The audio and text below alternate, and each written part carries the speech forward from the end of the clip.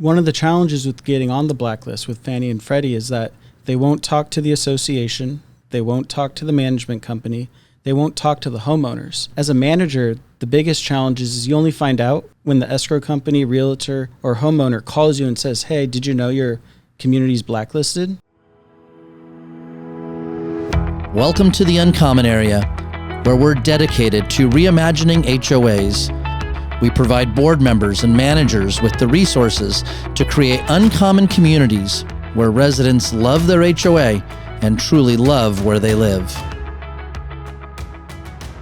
Welcome to the Uncommon Area. My name is Matthew Holbrook, and this episode is specifically all about SB326, otherwise known as the balcony bill, and how that bill has potential impacts on underwriting for homeowners with their lending and underwriting for insurance for homeowners associations.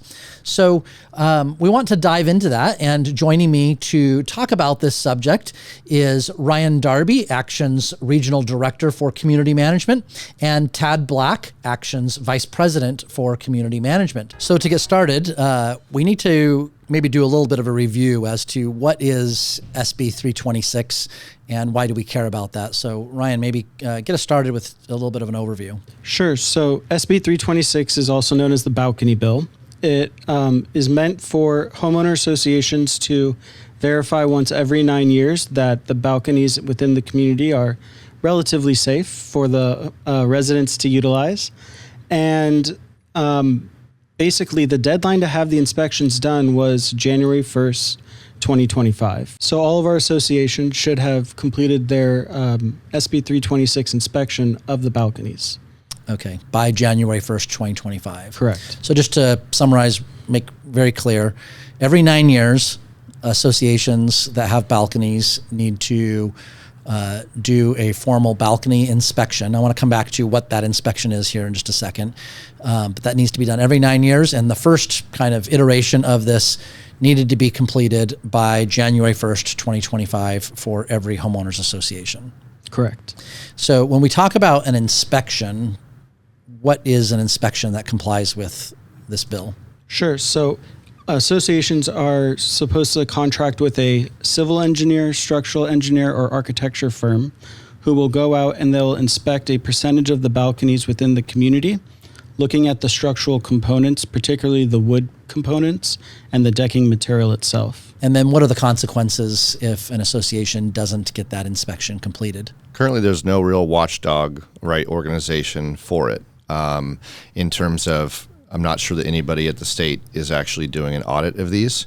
However, indications are at some point that is going to happen because the association will have to show compliance with the terms of the law, right? And so we haven't seen that yet, but I know we'll get into it a little bit later in terms of some of the additional issues that are arising as a result of this. Yeah, and that's really where we want to get to now, and kind of is the main point of this episode is you're saying that as of this moment, there's not necessarily regulatory consequences for not complying, but we expect that there will be. But there are other practical consequences. And in particular, what we are seeing is the impact that this has when somebody wants to sell their home, and how lenders are viewing associations that have or have not complied, and what results from that. So Tad, maybe you can speak a little bit to what is the lender's perspective that we're hearing on how associations handle these inspections? Yeah, I think it's important to note that within the letter of the law, right, that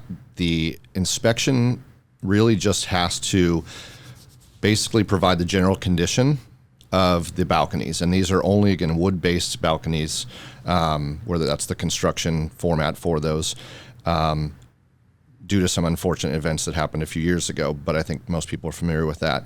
So even if they have complied, and there's a lot of ambiguity within the language of the law, and legal counsel will have different opinions on what is required.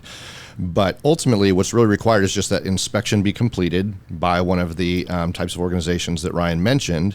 And if they find that there are immediate life and safety issues, they do have to file those directly with the local city or state or county in order to make sure that those repairs get done immediately. Beyond that, it's really just an evaluation. What we have found, however, is in doing that, some of the entities that are providing these reports just kind of leave it at that. Every report, every company does them a little bit differently. Some of the most common are priority 1, priority 2, priority 3, what we call a stoplight, red, yellow, green, red meaning it is a life and safety issue, yellow meaning that there are repairs, but they're probably not needed for the next 2 to 5 years. And then green, that generally speaking, the conditions are fine. And as Ryan mentioned, that can be from both the surface coating. More importantly, they're inspecting, and they need to be able to inspect the what's underneath that, right? The wood rot potentially, and that some of that sort of thing is what they're looking for. So some of these reports follow the letter of the law in that the report has been done and it has been filed. What we're finding now with the lenders is if there is a unit that is being sold that is listed in this report, even if it is in the yellow category, let's say, that they want to see what the scope of work is recommended for the repairs. The report is not required to provide that.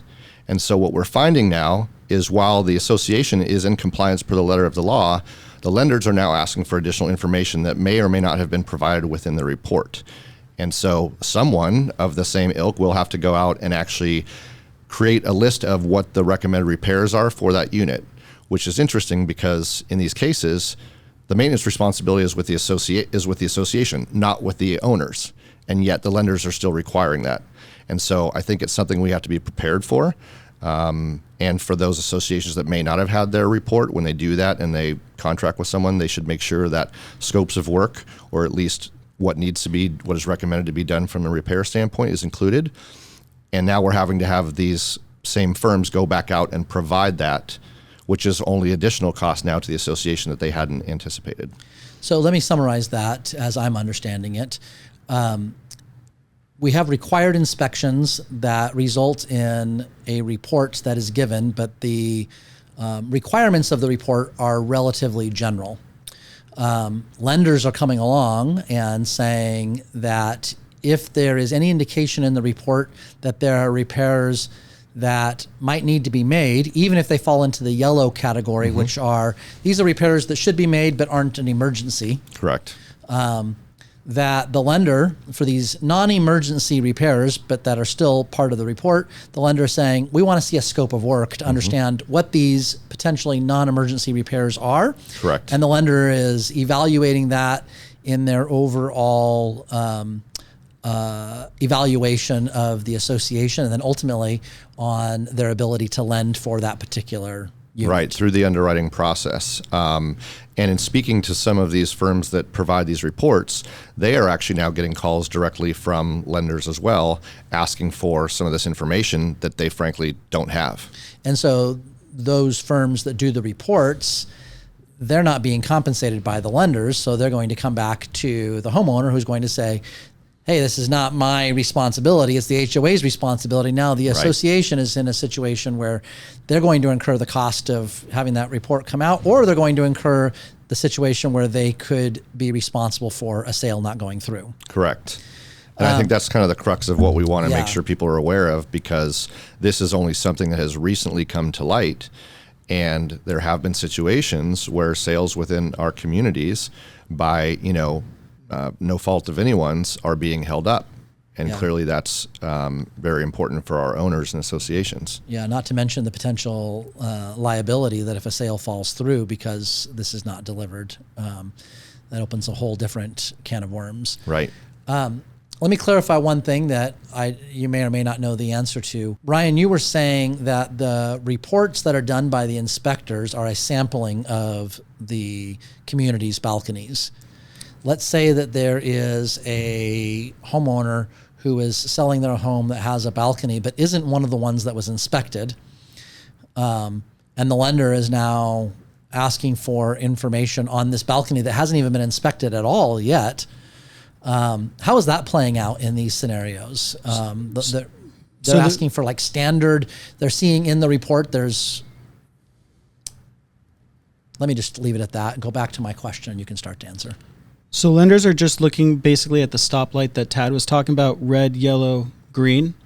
Most of them don't actually stipulate if the balcony was inspected, but it will still be assigned a number or a ranking or a color. So they're generally being listed as green. Right, but let's say that the inspector identifies certain yellow characteristics, certain non-emergency recommended repairs on a particular balcony. Could the lender be looking at that and saying, we need to find out if this applies to the balcony on the home that we're underwriting? So we're seeing that. We've seen it for units below. So let's just say you're on the third floor and the second floor unit had a yellow. They're asking for clarification on the unit below. We're seeing that they're looking at the units above, below, left, and right of the units when they're going through the SB326 reports. Right. I guess what I'm trying to get at, in addition to that, that's helpful, is can you have a unit be yellow that was never inspected? No. So the red, yellow, green situation is only applying to those sampling of units that have been inspected in the community? Correct, but they will also assign a green for one that they did not inspect. I see. So they're just arbitrarily calling everything they don't inspect as green? Correct. So and I think that depends on the organization. Again, different companies do it differently. And again, it's really up to, what the law does say is whoever is inspecting that has to come to a 95% understanding that they believe that the data they've collected is going to be consistent for at least 95% of the units. So therefore, I don't know if we've run into yet where a lender, you can speak to this or not, has a unit that was not listed on the report, but is asking for that. And I think that's kind of your question, right? Even if it's not listed, are lenders actually asking for information on a particular unit that may not have even been inspected? Haven't had it yet, but it doesn't mean it's not coming. That's true. Yeah, so you have lenders that are, I'm just playing this out. You have lenders that are asking for the SB326 inspection report. Mm-hmm. The majority of the units are not going to have a report because the inspectors are only doing a sampling of the units. And so in that case, the lender's just being told this unit didn't have its balcony inspected. And then what our experience is to this point is the lenders are just accepting that. So far. Okay. So that would be part of what's just unknown about what's coming next. Mm-hmm. Yep. Because it seems to me that if I'm a lender, and I'm not, but if I was, and I got an inspection report on SB 326 that says we inspected all these units, and all of these units that we have inspected, they have these yellow components and or these red components, and the unit I am looking to underwrite wasn't inspected, I'm just going to assume there's probably a problem there as well. There's going to be assumptions made for that based on, again, and if you get to where if you have a report that is majority green, then they're probably less concerned about it. But if you have a report where a majority of the units inspected were yellow or red to the point where the inspector determined that that was probably going to be consistent throughout, then almost certainly the lender is going to want more information on that one or have it inspected. Yeah. Or make those assumptions for sure. So kind of the takeaway here that I'm landing at is if you are in an association, you need to make sure you've done your balcony inspection. And then when you get the report on that, if whatever the terminology is that they use, if you have any significant amount of yellows or reds, it would be worthwhile to go and get that same inspector to come back and provide a scope of repair that you would have on hand and able to provide to lenders, even for balconies that were not inspected, anticipating that we just don't know how this is all going to play out right now. And it would be good for associations to be in a position where they can help to facilitate sales and not to be holding up sales, both for the benefit of their homeowners who are selling and for the protection of the association to not incur the liability of potentially torpedoing a sale. Right. And, for the assumption is that if all of the balconies were constructed in the same manner, to your point, that ideally for a yellow balcony in a particular association, that scope of work would be very similar from any of those that are yellow. And to that point, so at least having some idea of what are the types of repairs. Are they mostly service or surface? Are they structural? And so to that point, there railings, are another big one as well, because of the fact that it's not just the surface below, but a railing is a safety feature, and it may just be a matter of all they need to do is go and reinforce their rails or something to that effect, right? But the assumption is correct, yeah. So our recommendation here to this point would be boards, managers, go back and look at your inspection reports and look at it through the eyes of a potential lender, and what can be done and should be done that would help to facilitate the lending process, because it's going to come up. It is going to come up, right? And so and that is going to be fairly minor. And frankly, potentially even the inspector in their notes might have a good idea of what that is, but they just need to put something down in writing to that point of what those repairs kind of look like, generally speaking, what that scope would be. And that seems to be thus far adequate for the lenders. Okay. Now we're talking about lending and underwriting.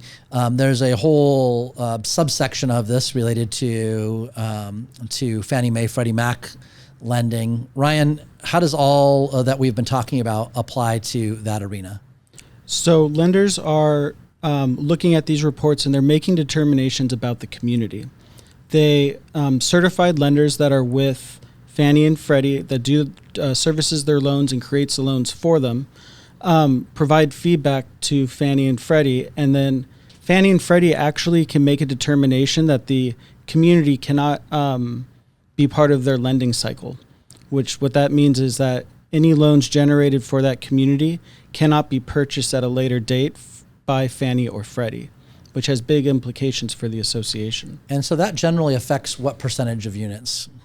Approximately 70% of loans. Yeah, I had heard even as high as 80%. So it's a high percentage, and so being on that list that is where you're essentially blacklisted from Fannie and Freddie is not where you want your association to be. No, and homeowners will be very upset once they find out that they can't sell or refinance with the rates you can get through a Fannie and Freddie type loan. It significantly limits their ability to sell or to buy the unit. Correct. So just even further motivation, I guess, for boards and managers, review those inspection reports and ensure that steps are being taken to especially address those red components. And maybe even if there's a significant amount of yellow, do what you can to mitigate those yellow components, and then have the documentation to be able to provide to lenders. Correct. One of the challenges with getting on the blacklist with Fannie and Freddie is that they won't talk to the association, they won't talk to the management company, they won't talk to the homeowners. They will actually only speak to the lenders that are certified through them for information and for how to fix it. And it adds a lot of time once it's discovered. And as a manager, the biggest challenge is you only find out when the escrow company, realtor, or homeowner calls you and says, hey, did you know your community's blacklisted? Yeah. Yeah, the challenge that this is not a public list that you have access to limits the ability to be proactive until that first unit that's trying to be sold, that their lender gets told this. And that's the only time that we're able to then start reacting to this. And it's a somewhat of an arbitrary assessment as far as we would understand, right, as to what crosses that threshold of putting an association on that blacklist. So all of this, I guess I'm just underlining, is emphasizing the importance that an association address not just getting the inspection completed, but acting on that inspection, and then even looking towards the lenders that they are interacting with, providing education to those lenders. Here's what we're doing to address these issues, and again, just doing what it takes to help facilitate those loans. Mm-hmm. And it's much better to be proactive and get ahead of it than be reactive, because again, you could find out months later that you've been blacklisted, that your community is blacklisted. So it's better to be ahead of it than behind it. Yeah, absolutely. And of course, we know the underlying challenges with that is, SB 326 was something that wasn't anticipated, and a lot of associations didn't budget for that. The initial inspections are more costly than I think everybody had anticipated, and subsequently the repairs. And again, there are different stipulations for reds because those must be addressed immediately, and there are stipulations for that in terms of emergency funding and that sort of thing. But after receiving these reports, these associations are realizing just the cost, which can be up in the hundreds of thousands of dollars for larger associations, maybe even more, and something that they hadn't planned for, they hadn't budgeted for, that are not in the reserve studies. And so they're having to now completely change that, knowing that every 9 years they're going to have this inspection. And a lot of them are now just frozen in the situation where they have a lot of repairs that need to get done. They just are not funded to do them. And so there's nothing required for the yellow for them to do that immediately until those eventually do become red. And so a lot of associations are really struggling with how to finance that and how to proceed. And a lot of them are just kind of waiting. Yeah, that makes sense. Well, being proactive, again, seems to be the emphasis, and figuring out how to proceed on those. And they are difficult decisions, but an association is going to end up in a much worse place for their homeowners if they stick their head in the sand and ignore the situation. 100%. 100%. Yeah. So, all right. Well, anything else on this topic that we should be covering? Well, one more item to point out is that we are starting with insurance renewals. They're actually starting to ask for the SB 326 reports. They're also asking for a status update on the repairs themselves, whether the board is intending to make the repairs, wait to make the repairs. We haven't seen yet what that does to rates, but with everything else going on in the insurance market, it's better to stay ahead of it than fall behind. Yeah, absolutely. So this is impacting not only lending, but underwriting for insurance. And that is going to become, in this next year, no doubt, more and more of a critical issue. Yep. So don't let this be something that is creating another obstacle for an association in getting the insurance. So, well, very good. Well, thank you both. Really appreciate your insight and input on this very important topic. No, thank you, Matthew. Well, thank you for watching or listening to this episode of The Uncommon Area. I hope that it was helpful for you. And if it was, I would ask that you would rate the episode and leave a review and refer it to somebody that you know who might also benefit from the content in this episode.